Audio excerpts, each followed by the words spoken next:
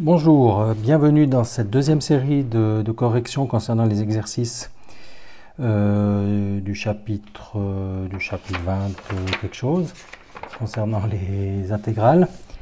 Alors ici, on va parler des pages 16 à 18. Alors ici, on a en fait 4 exercices. Alors, premier exercice, on doit calculer l'aire qui est comprise entre ces deux fonctions. Donc la fonction en bleu, fonction en rouge. Donc, pour calculer cette primitive, il suffit de faire la primitive de f de x, qui est la fonction la plus élevée, f de x moins g de x, dx. Donc ici, on peut mettre entre parenthèses comme ça, f de x moins g de x. Et c'est évalué de la borne ici a à la borne qui est ici b, de a jusqu'à b. Donc la première chose, c'est qu'il faut trouver ces valeurs a et b. Alors ça, c'est typiquement un exercice qui est intéressant à faire avec la calculatrice. En fait, ce que vous allez faire, c'est en premier lieu de définir f de x comme étant la première fonction. Donc y1, vous définissez dans la calculatrice comme étant f de x, donc moins 0,8x carré, je peux le noter. Y1, c'est moins 0,8x carré plus 2,4x, comme ça. Y2, c'est la fonction g de x, donc y2, c'est 1,6x carré moins 6x plus 3,6. Donc ça, vous avez défini ces deux fonctions. Ensuite, vous pouvez faire un zoom standard ou un zoom, qu'est-ce qu'on pourrait dire aussi, un zoom décimal. Ça va vous tracer les deux fonctions sur l'écran. Ensuite, avec 2ND calc, vous allez faire intersection, intersect si vous voulez, pour trouver en fait ce point d'intersection. Donc là, vous connaissez la manipulation. Et ici, vous allez trouver A égale 0,5. A égale 0,5. Vous recommencez l'opération intersect entre les fonctions f et y1, y2. Et ici, vous positionnez le curseur de ce côté. Vous allez obtenir ici la valeur de 3. B égale 3. Donc voilà, au final, il suffit d'utiliser la calculatrice pour faire l'intégrale suivante. L'intégrale de 0,5 à 3 de y1. Vous pouvez le noter comme ça. Ça va faire y1 moins, donc f de x, y1, c'est la première fonction, moins y2 dx. Alors pour mettre ici y1, il faut aller chercher dans vars. Et puis vars fonction, vous trouvez vars fonction. Et vous trouvez ici y1, y2 que vous pouvez mettre directement au lieu de retaper toute la fonction. Et ça vous donne une valeur de 6,25 égale 6,25. Voilà pour cet exercice 4C. Alors, aussi une petite chose à préciser. Ici, en fait, on n'a pas besoin de faire attention à la surface qui est ici en dessous, parce qu'on pourrait très bien imaginer de rajouter en fait une constante. Par exemple, on pourrait très bien dire, je vais rajouter ici plus 10, et ici plus 10. Puis en fait, tout le graphique que j'ai ici, il va se retrouver un petit peu plus haut. Donc, en fait, l'aire qui est là-dessous, ben, ça va être plus haut, donc ça ne sera jamais sous l'axe des x. Et le fait d'avoir rajouté plus 10 de chaque côté, ça ne changera pas non plus au calcul de l'aire qui sera comprise entre les deux courbes. Voilà, c'est un petit détail pour expliquer pourquoi on n'a pas besoin de tenir compte de l'aire qui est sous la courbe. Deuxième exercice, donc ici, on doit de nouveau calculer l'aire qui est comprise entre cette partie-là et cette partie qui est ici. Alors, là, il faut faire un petit peu attention. D'abord, il faut repérer les différents points d'intersection. Alors, les différents points d'intersection, je vais les noter ici. Il y a celui-ci. Ensuite, évidemment, ici, on passe par 0. Quand x vaut 0, ben, vous avez f de x qui vaut 0. La même chose dans cette fonction-là, quand x vaut 0, ben vous avez g de x qui vaut 0. Donc ici, le point d'intersection, il est facile à déterminer. Et ici, le troisième point d'intersection, que je vais mettre ici en bleu, alors on peut les obtenir avec, de nouveau, la calculatrice, tout simplement. et en faisant 2ND calque intersecte. Et là, vous allez trouver les deux valeurs. Donc ici, vous pouvez définir cette fonction comme étant y1 par exemple, cette fonction comme étant y2. Alors là, il faut faire attention maintenant quand on va calculer. D'abord, la surface qui est ici, pour calculer cette R, en fait, ce sera la fonction y2 qui est en dessus.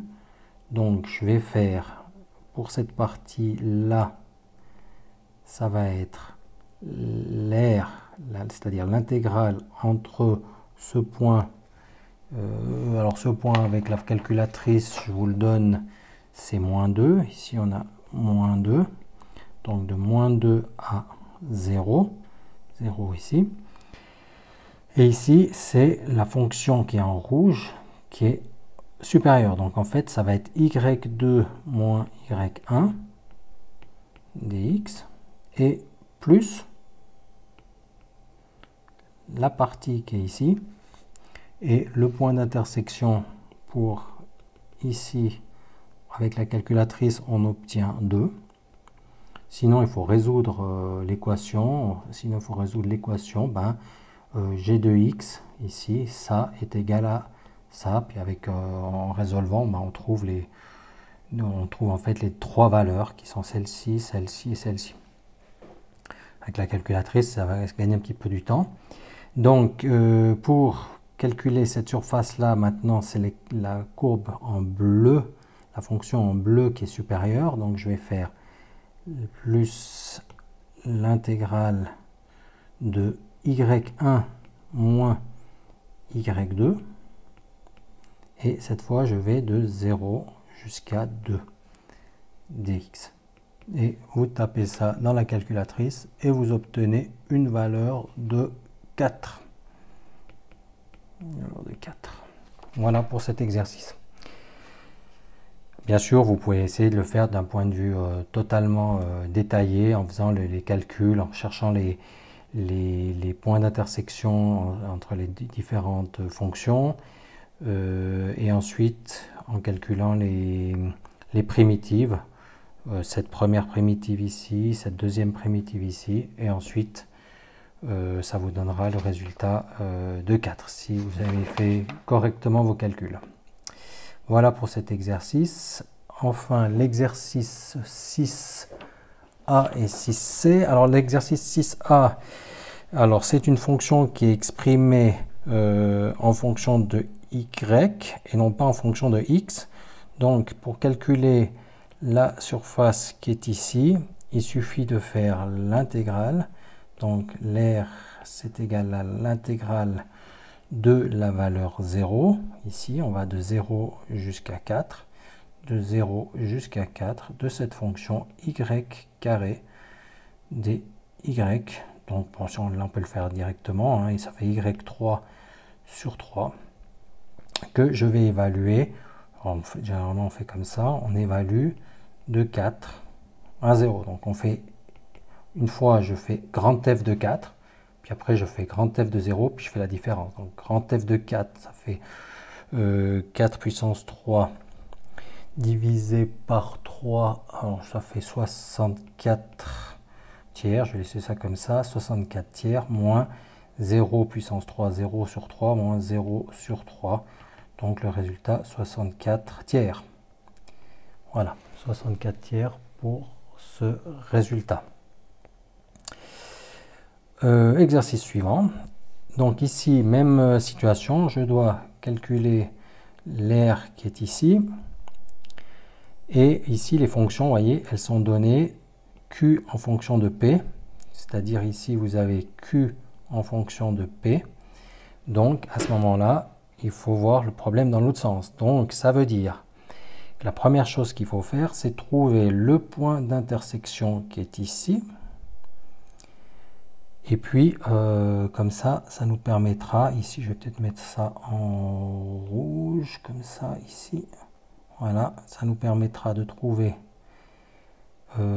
cet élément où ça partage. Donc ici, on va d'abord faire la primitive de cette zone qui est ici.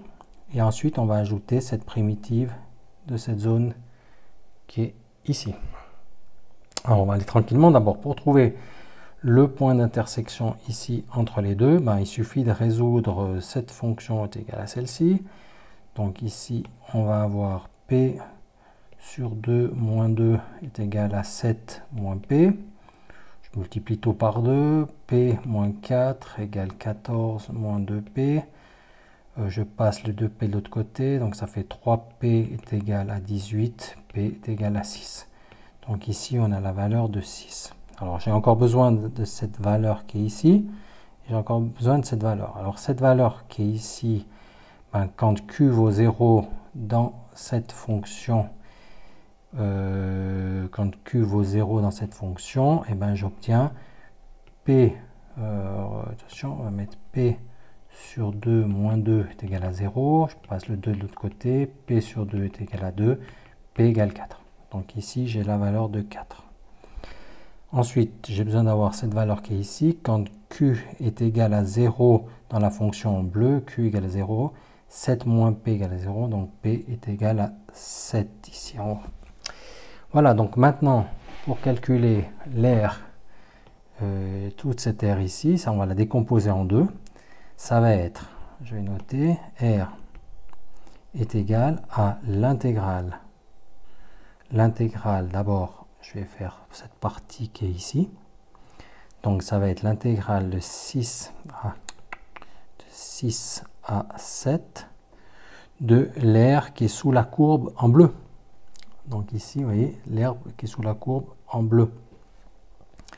Donc la courbe qui est en bleu, ça veut dire 7 moins P dP du coup, et plus la primitive